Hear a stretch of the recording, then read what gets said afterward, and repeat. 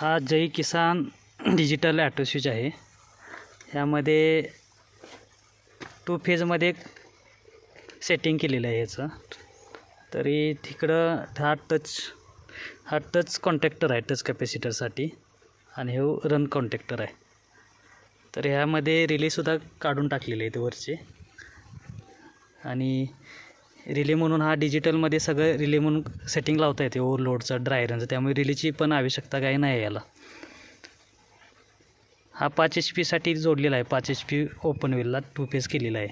तर हा आता ह्यामध्ये व्होल्टेज दाखवते 2 फेजला 340. आता हे मॅन्युअल आहे. आता यामध्ये लाईन 1 लाईन 3 2 फेज असल्यामुळे व्होल्टेज 337. आता चालू करतो हा. आता टायमिंग 10 पासून उलटी पडायला लागली. एक वर आल्यानंतर चालू होईल.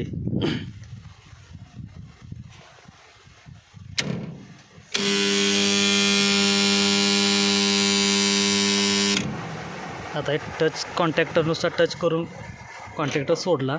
आता मोटर रन कॉन्टॅक्टर टचमध्ये आहे. आता रनिंगला आहे. 295 व्होल्टेज ॲम्पियर 16.6 ॲम्पियर घेते. आणि पाणी याचे बायपासला बघा एवढे पडा.